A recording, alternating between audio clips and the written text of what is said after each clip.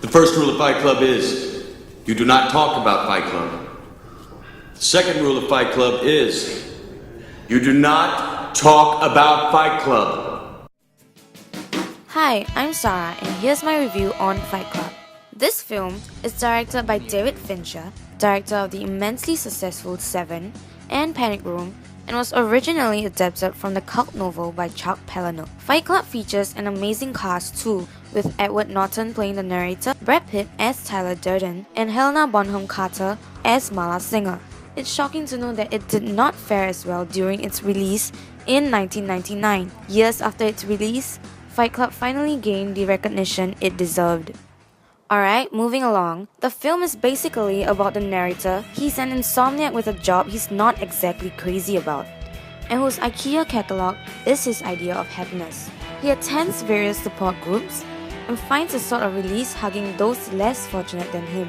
That is until Marla Singer invades his little charade. This leads us to when he meets Tyler Durden, soap maker by day and a projectionist slipping bits of porn between wheels by night. That's Tyler. He then seeks help from Tyler when he finds out that his home had been blown to shambles. Tyler then introduces him to a new form of release, getting beaten up.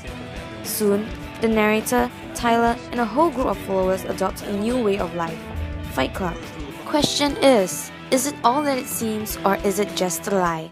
Here's a huge spoiler, but we'll soon find out that Tyler isn't real. The mise-en-scène of the film tells us a lot about the story and its characters.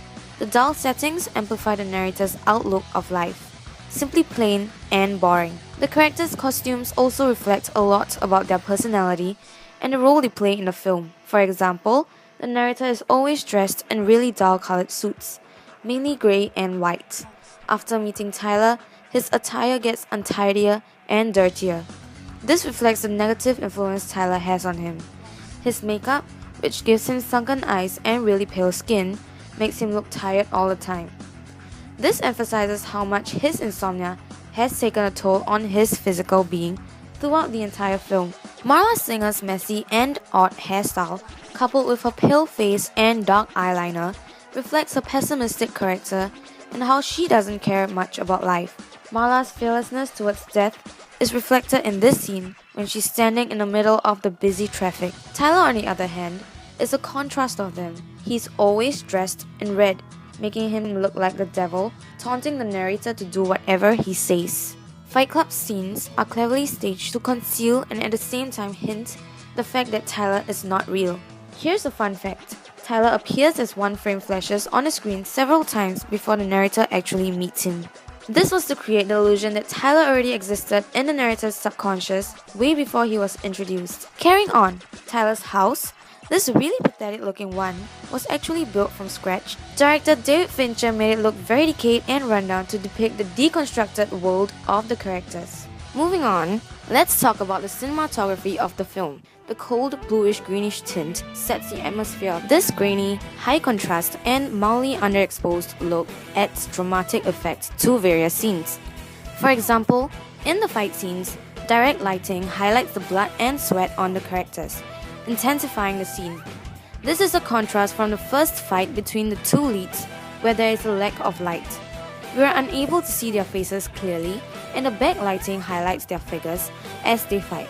This mysterious sort of lighting is suitable at this point of time when we are unaware of what's going through the characters' heads. In many scenes with the narrator and Tyler in them, there tends to be a shallower depth of field on Tyler as compared to the narrator. This amplifies the fact that Tyler is non-existent in reality, and it's the narrator that's the main center of attention. There are also various scenes where the exact same framing in the same setting with Tyler is repeated with the narrator in it. This creates a parallel between them and tells us that whatever Tyler does, the narrator follows. What I found interesting in the film is that it breaks the fourth wall more than once. This helped a film of its kind as it reminds the audience to not take everything too literally as it's just a movie. If you have noticed, the narrator is unnamed throughout the whole film, as he's supposed to portray every man who's trapped in this vicious cycle of consumerism. Also, the characters are mostly off-center in the frames. This use of negative space in various scenes supports the plot that there is no equality in the world. This is up till the point when the narrator realizes that Tyler isn't in control, but he himself is ultimately in control. After the narrator shoots himself through his cheek, he is reunited with Marla, and this leads us to the conclusion when all the industrial buildings are blown up. The narrator and Marla are seen holding hands in the center of a white shot. That is when equality has been achieved.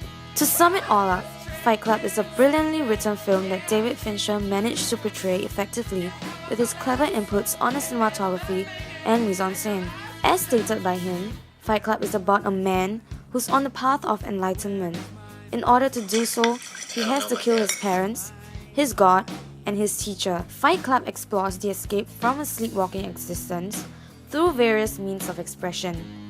It is thought-provoking and leaves its audience confused as to what to think of it at first. Coupled with its jaw-dropping plot twist that Tyler isn't real, it is truly one of the best films of its time.